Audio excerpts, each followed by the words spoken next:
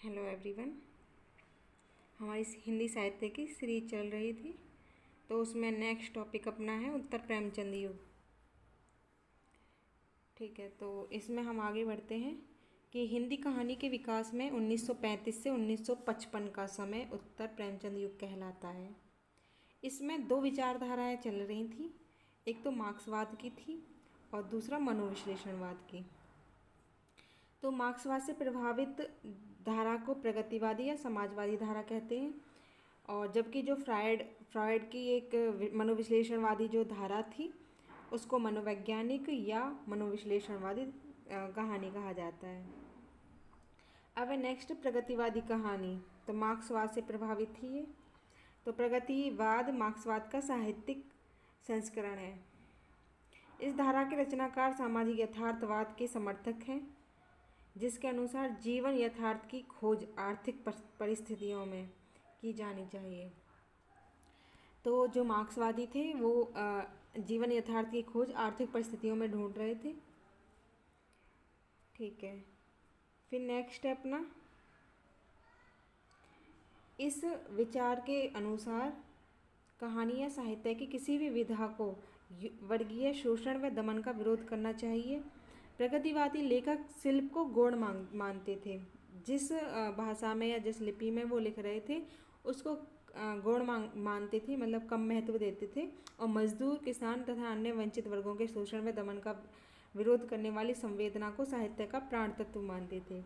इस धारा के सबसे समर्थ जो लेखक हैं वो यशपाल हैं, और इसके अलावा इस धारा के अन्य लेखक राहुल सांस्कृतायन, नागार्जुन, रांगे राघव प्रसिद्ध हैं। फिर आ जाते हैं प्रगतिवाद के प्रमुख कहानीकार पे। तो यशपाल की कहानियों के कुल 16 संग्रह प्रकाशित हुए हैं, जिनमें 200 के लगभग कुल कहानियाँ हैं। खच्चर और आदमी, भूख के 3 दिन, कलाकार की आत्महत्या और उनके प्रसिद्ध कहानी संग्रह। ठीक है, तो इसमें इनकी लगभग 16 संग्रह प्रकाशित हुए थे, जिसमें 200 कहानियाँ थी। तो एक याद रख सकते हैं, जैसे भूख के 3 दिन, ये इजी है याद रखना। फिर यशपाल की अधिकांश कहानियों के मूल में प्रगतिवादी चेतना देखी जा सकती है, और उदाहरण के लिए भूख के 3 दिन की जो कहानियों में बेरोजगारी और वर्ग भेद की समस्याएं लगातार मुखर हुई हैं। कई अन्य कहानियों में वो दुनिया, पराया सुख, फूलों का कुर्ता आदि में आर्थिक शोषण और नारी शोषण, धार्मिक आडंबरों जैसी समस्याओं पर चोट की है। फिर अपनी कुछ कहानियों में यशपाल ने कुछ अन्य पहलुओं को भी छुआ है। उदाहरण के लिए तुमने क्यों कहा था कि मैं सुंदर हूँ। ये कहानी मनोवैज्ञानिक प्रकृति की है, जिसमें लेखक स्पष्ट करना चाहता है कि जीवन में काम चेतना की सहज संतुष्टि अनेक रोगों की दवा है। लगभग ऐसा ही भाग उतनी की माँ कहानी में भी व्यक्त हुआ है। नेक्स्ट अपना जो अपने लेखक हैं वो नागार्जुन हैं। ये नागार्जुन मूलतः प्रगतिवादी कवि हैं। काव्य रचना के साथ साथ उन्होंने कुछ कहानियाँ भी लिखी हैं। उनके द्वारा लिखित सामाजिक यथार्थ पर केंद्रित कहानियों में असमर्थ दाता, भूख मर गई, विषम ज्वर, कायापलट तथा हीरक जयंती आदि प्रमुख कहानियाँ हैं। इसमें असमर्थता तथा भूख मर गई कहानियाँ भिक्षावृत्ति पर आधारित है। विषम ज्वर कहानी में कर्मचारी वर्ग की विषम आर्थिक स्थितियों को मनोवैज्ञानिक रूप से चित्रित किया गया है। कायापलट कहानी में नागार्जुन ने आज़ादी के बाद की गाँव की समस्या को उठाया है, और आज़ादी के बाद राजनीतिक स्तर पर भाई भतीजावाद, अवसरवाद, भ्रष्टाचार और मूल्यहीनता जो दौर चला उसमें उसने जनता की आशाओं और आकांक्षाओं पर कुठाराघात किया है। इसी की यथार्थ अभिव्यक्ति नागार्जुन ने अपनी कहानी हीरक जयंती में सफलतापूर्वक की है। ठीक है, तो इसमें हम पॉइंट उठा लेंगे प्रगतिवादी में कौन कौन सी समस्याएं मुखर हो रही थी। जैसे कि हम देख रहे थे कि जीवन यथार्थ की खोज आर्थिक परिस्थितियों में वो ढूंढ रहे थे। इसमें भाई भतीजावाद, अवसरवाद, भ्रष्टाचार, मूल्यहीनता जैसी तत्व जो है वो दिखाई देते हैं, और उनकी जनता की आशाओं आकांक्षाओं पर कुठाराघात हो रहा था। तो ये सब हम यूज़ कर सकते हैं अपने आंसर में। ठीक है, फिर रांगे राघव रांगे राघव के बाद, प्रेमचंद के बाद रांगे राघव ऐसे पहले लेखक हैं जो समकालीन जीवन के नगन यथार्थ को बहुत तल्खी के साथ उभारते हैं। बंगाल का अकाल, देश विभाजन, सांप्रदायिक विद्वेष, मजदूरों की देशव्यापी हड़तालें, गोलीकांड, बेरोजगारी, भूखमरी, इन सभी चीज़ों को मिलाकर ही कहानियों का संसार बना है। तो उस टाइम की जो परेशानियाँ चल रही थी उनको वो अपनी कहानियों में दिखा रहे थे। इन सारी चीज़ों को मिलाकर इन कहानियों का संसार मतलब बनता है। इनकी अधिकांश कहानियों में समाज के हाशिए पर स्थित कमज़ोर और उपेक्षित लोगों का अंकन हुआ है। फिर उनकी कहानियाँ आदमी दलित पर आधारित है, दलित जीवन पर, जिसके केंद्र में भूख गहरी संवेदना है, फूल का जीवन। कहानी में संस्कृत समाज के बरकस उस समाज का अंकन किया गया है जिसके गंदे और घिनौने कहे जाने वाले बच्चे भूख और गंदगी में जीते हुए सड़क पर दम तोड़ देते हैं। दूसरी ओर वे विद्रोह पर भी उतारू हो जाते हैं। नरक में 8 प्रसंग है जिसमें समाज निम्न वर्ग की जिंदगी के नरक प्रस्तुत किए हैं। मृग तृष्णा शोषण पर आधारित कहानी है। लहू और लोहा मजदूरों के अपने हक के मिल मालिकों के खिलाफ संघर्ष और पुलिस द्वारा उन पर किए गए अत्याचार की कहानी है। कुछ नहीं और नारी की लाज, समाज में नारी की दयनीय स्थिति की कहानी है। फिर आ जाते हैं राहुल सांस्कृतायन पे। राहुल सांस्कृतायन है वो प्रगतिवादी चेतना के प्रमुख साहित्यकार हैं। हम कोई भी लेखक हैं जैसे ये 4 अभी हमने पढ़े हैं, यशपाल, नागार्जुन, राहुल सांस्कृतायन और रांगे राघव, इनको स्टार्ट करने से पहले जब हम इंट्रो लिखेंगे कोई भी क्वेश्चन आता है तो राहुल सांस्कृतायन प्रगतिवादी चेतना के प्रमुख साहित्यकार हैं, ऐसे लिख सकते हैं। उन्होंने समाज के कमज़ोर और उपेक्षित वर्ग को ध्यान में रखकर अनेक कहानियाँ लिखी हैं। इस संदर्भ में सप्तमी के बच्चे, ढी बाबा, पाठक जी, पुजारी जी, दलसिंगार आदि कहानियाँ विशेष रूप से उल्लेखनीय हैं। सप्तमी के बच्चे राहुल जी ने एक ऐसी महिला की दयनीय आर्थिक स्थिति का चित्रण किया है जो अपने बच्चों के लिए भरपेट भोजन और दवा का भी प्रबंध नहीं कर पाती है। उसके 4 बच्चे इस समय ही मृत्यु के शिकार हो जाते हैं। पाठक जी और पुजारी जी कहानियों में ब्राह्मण जाति और उसके एवं मिथक अहम भावना के साथ गरीबी का चित्रण किया है। डी बाबा में उन्होंने जीता के माध्यम से भर जाति की कर्मठता एवं स्वामी भक्ति के साथ साथ उनकी दयनीय स्थिति का भी चित्रण किया है। तो ये हम एक कहानी भी याद है तो उससे हमारा काम चल जाएगा। जैसे यशपाल की है, हम भूख के 3 दिन याद रख सकते हैं। नागार्जुन की कहानी भूख मर गई। रांगे राघव की जो कहानी थी वो एक जैसे आदमी याद रख सकते हैं। रांगे राघव आदमी थे तो उनकी कहानी आदमी है और वो दलित जीवन पर आधारित है। फिर राहुल सांस्कृतायन में डी बाबा याद रख सकते हैं या फिर पाठक जी या पुजारी जी। तो वो पंडित थे तो पाठक जी, पुजारी जी, इनमें से याद रख सकते हैं। तो ये हमारे 4 अभी लेखक हो गए प्रगतिवादी के। अब दूसरी जो धारा है वो मनोवैज्ञानिक मनोविश्लेषणवादी कहानी है। तो इस काल की दूसरी धारा फ्रायड के मनोविश्लेषणवाद से वैचारिक प्रभाव ग्रहण करती है। इनमें मुख्यतः 3 कहानीकार हैं, जैनेन्द्र, इलाचन जोशी और अज्ञय। फ्रायड का दावा था कि मनुष्य का जीवन जिन मूल प्रवृत्तियों से संचालित होता है तो उसमें काम लिबिडो या काम चेतना सबसे महत्वपूर्ण है। उसके अनुसार किसी व्यक्ति का मन का अध्ययन चेतना के स्तर पर करना भ्रामक व अपर्याप्त है, क्योंकि मन का जो बड़ा हिस्सा है वो अवचेतन और चेतन से मिलकर बनता है। ठीक है, तो बड़ा हिस्सा अवचेतन और अचेतन के से मिलकर बनता है। व्यक्ति के मानसिक विकार और उसकी कुंठाएं, मानसिक विकार व्यक्ति के और उसकी कुंठाएं या ग्रंथियां इत्यादि अचेतन के स्तर पर भी समझी या सुलझाई जा सकती हैं। इसके अलावा उसने व्यक्ति के सामाजिक व्यवहार को इड, ईगो, सुपर ईगो की क्रिया प्रतिक्रिया के माध्यम से व्याख्यायित किया है। देखो, अगर हम बात करें जो उनकी फ्रायड का दावा था कि ये बोल रहे थे कि जो लिबिडो काम चेतना पर आधारित होता है जो मनुष्य का जीवन है। ठीक है, फिर उसके बाद अगर हम सामाजिक व्यवहार की बात करें, यहाँ पे एक आ गया टर्म सामाजिक व्यवहार। तो इसमें हम 1 मिनट,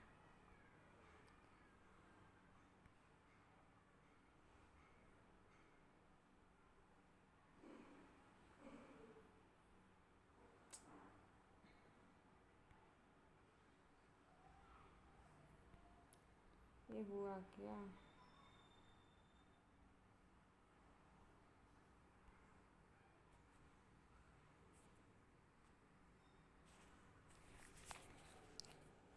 ठीक है।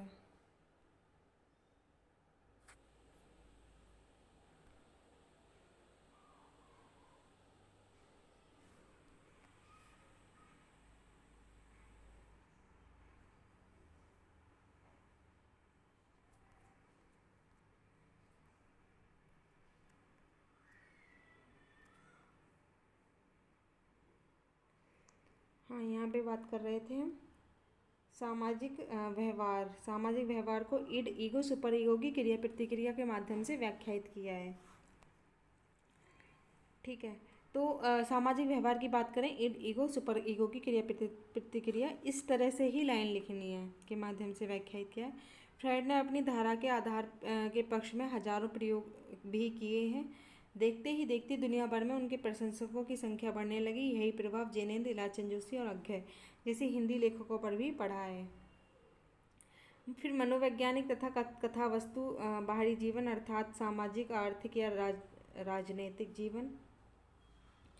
तो मनोवैज्ञानिक कहानियाँ थी वो बाहरी जीवन, इन्होंने बता दिया कि सामाजिक, राजनीतिक, आर्थिक जीवन की न होकर व्यक्ति की आंतरिक जीवन से संबंधित थी।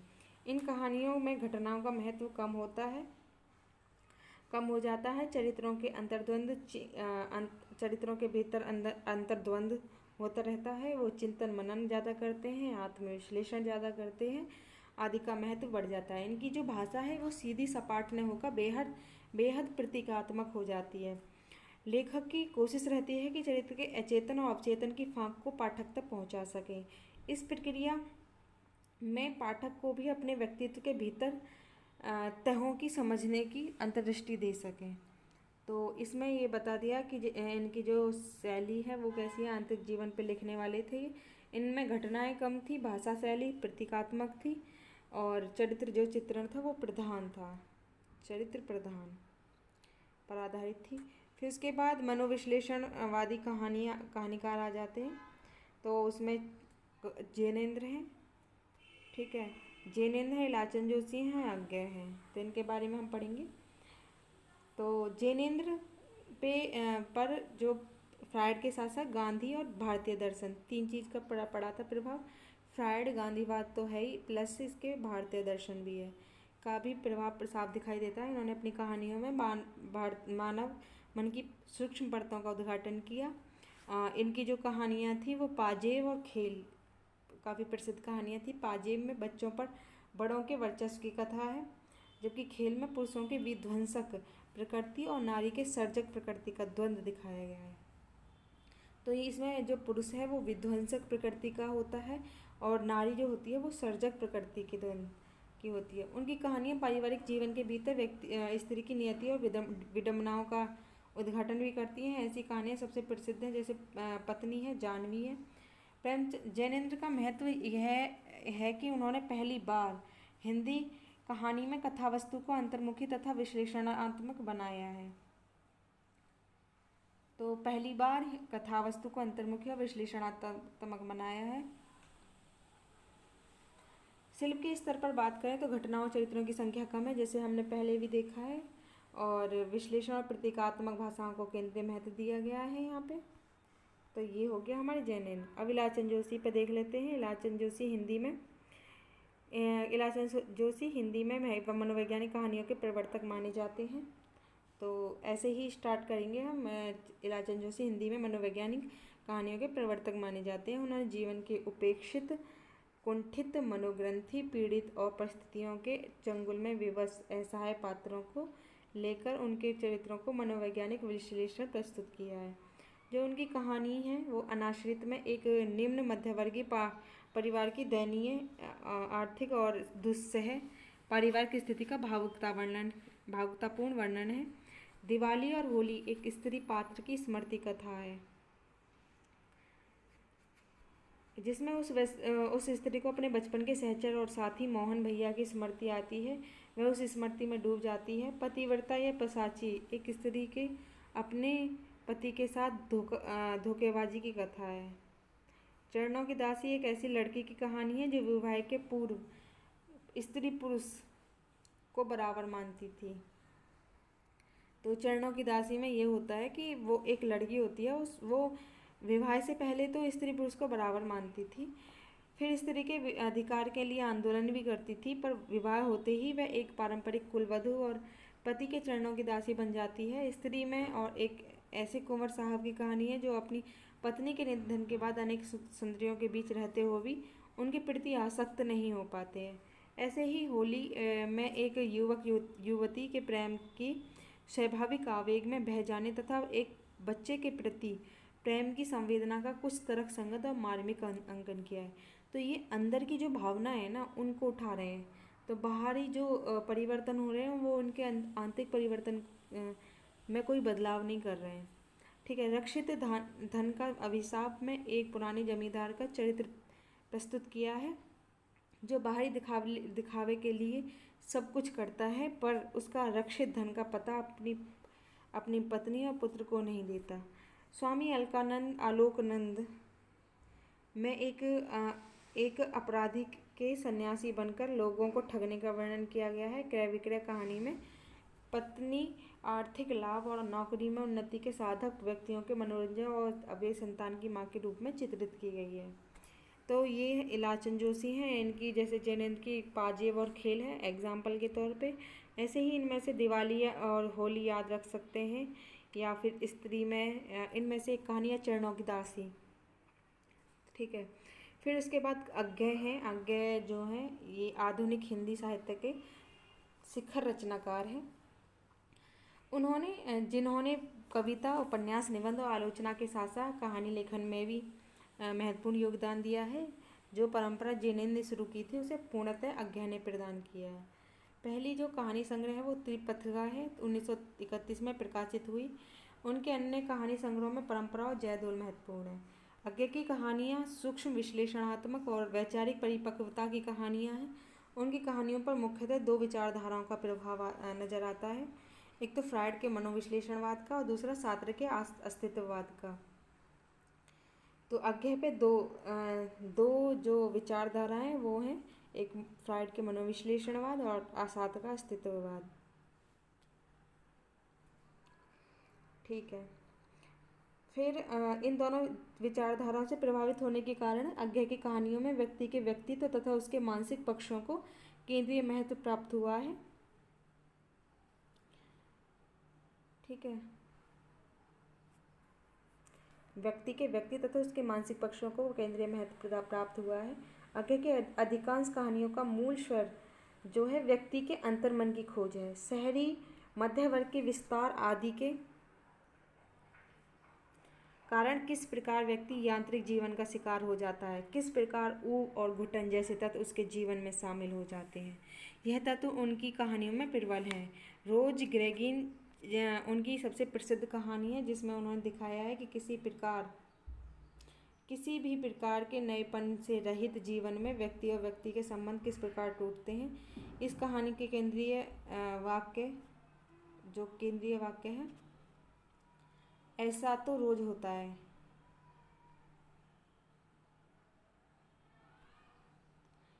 बार बार इस विडंबना को उजागर करता है। इस कहानी को नई कहानी की पूर्व पीठिका भी कहते हैं।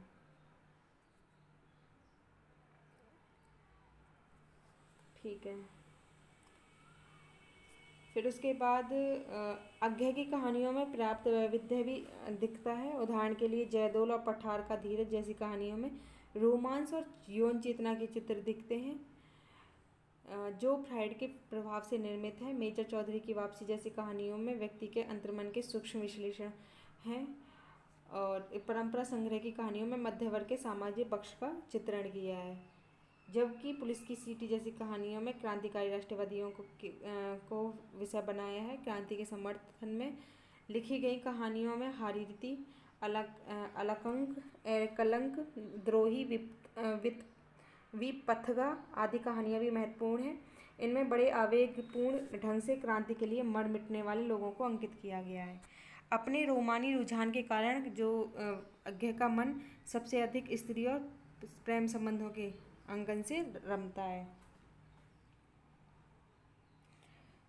इस दृष्टि में अमर वल्लारी, हरसिंगार कहानियाँ उल्लेखनीय हैं। लेटर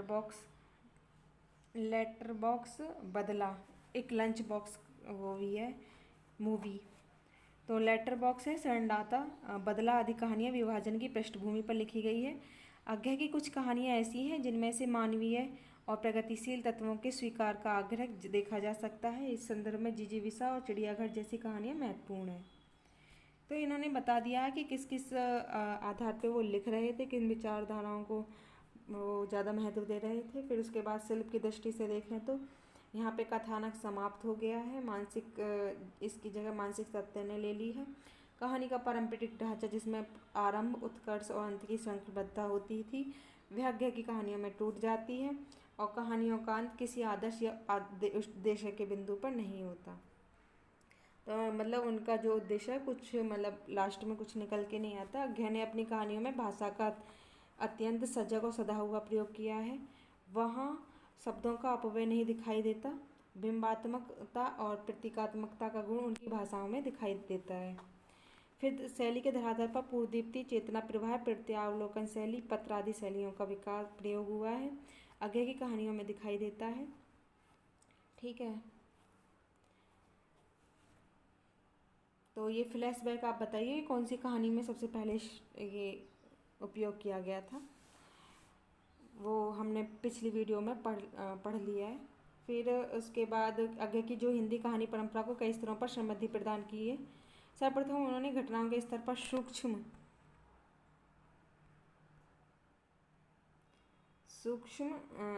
विश्लेषण के आधार कहानी को आधार बनाया है। इसके अलावा उन्होंने मनोविश्लेषणवादी और अस्तित्ववाद जैसी पश्चिमी विचारधाराओं को भारतीय स्थितियों के अनुसार ढालने का सृजनात्मक कार्य किया है।